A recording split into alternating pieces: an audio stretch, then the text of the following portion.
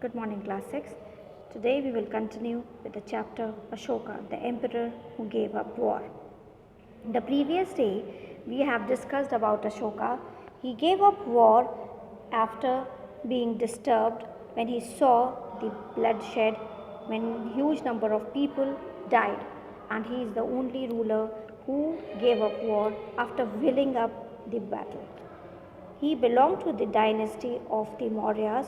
His grandfather was Chandragupta Maurya, his father was Bindusar, and he was one of the greatest rulers of ancient India.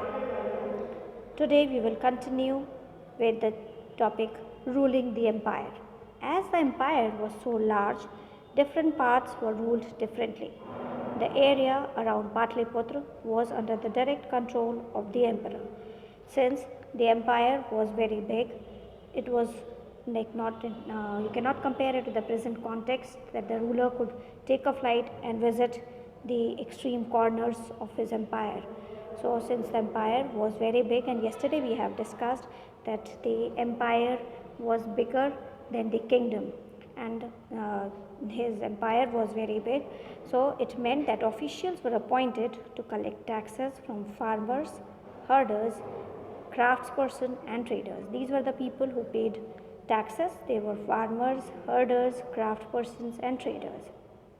They lived in villages and towns in the areas. Officials were punished those who disobeyed the ruler's orders. So they were like the government officials. Nowadays also, if the government officials overrule or they do not pay heed to the orders of the government, they are punished. Same ways the officials had to listen to the orders of the ruler, and if they violated the ruler orders, they were punished. Many of these officials were given salaries. Messengers went to and fro, and spies kept a watch on the officials. Spies were the detectives. They kept an eye on these officials, and if they felt that something fishy was being done, or they were not working up to the mark, they reported it to the ruler. And of course, the emperor supervised them all with the help of members of the royal family and senior ministers. There were other areas or provinces, each of those who ruled from a provincial capital such as Takshila or Ujjain. So different areas had a provincial capital like Takshila or Ujjain, although there were some amount of control from Patliputra. And royal princes were often sent as governors. Local customs and rules were probably followed. Besides, there were vast areas between these centers. Here, the Mauryas tried to control roads and rivers, which were important for transport, and to collect whatever resources were available.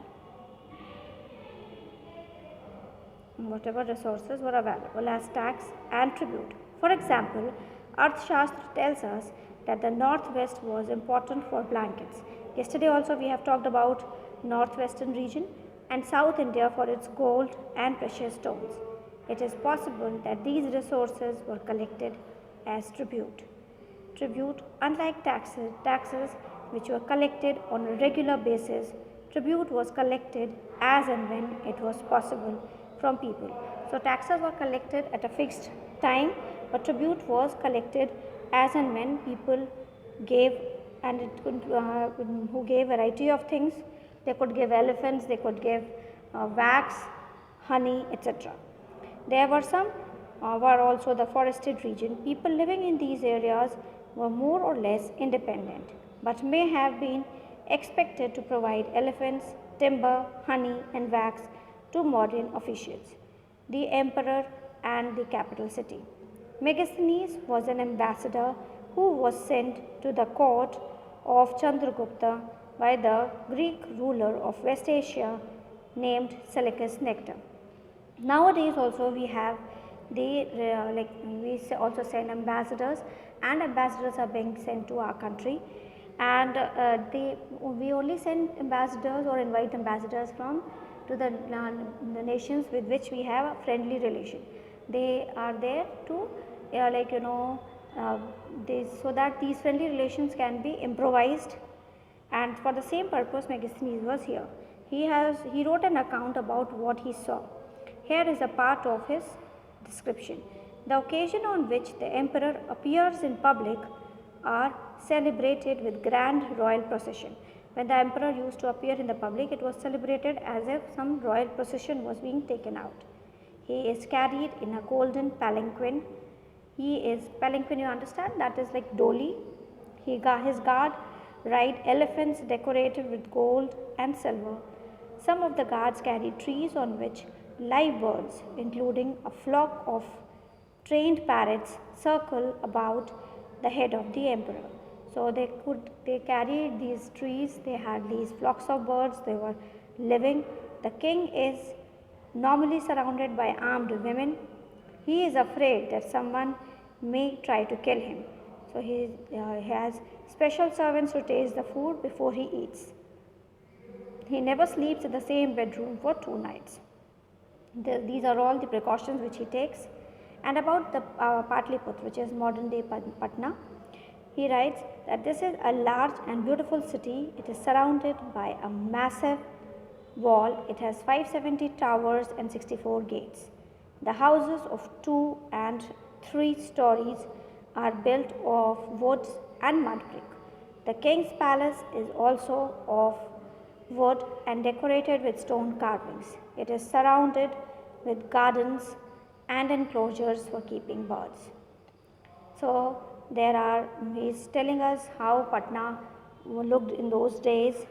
In those days also the buildings, the houses were 2 or 3 stories.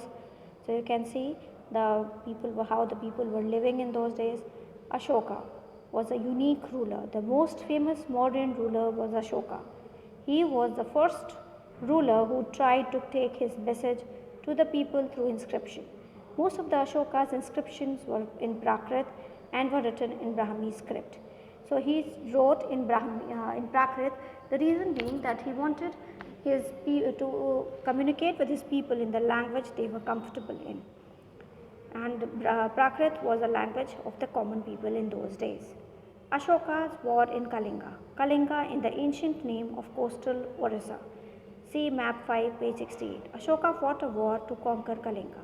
However, he was so horrified when he saw the violence and bloodshed that he decided not to fight any more wars. He is the only king in the history of the world who gave up conquest after winning a war. This is what I was telling you, that he is the only king of whom we can think of who gave up fighting even after winning up the war. Ashoka's inscription describing the Kalinga war. This is what Ashoka declared in one of his inscriptions. 8 years after becoming king, I conquered Kalinga. About 1.5 lakh people were captured and more than 1 lakh of people were killed. This filled me with sorrow. Why? Whenever an independent land is conquered, lakhs of people die and many are taken prisoner. Brahmins and monks also die. People who are kind to their relatives and friends, to their slaves and servants die or lose their loved ones.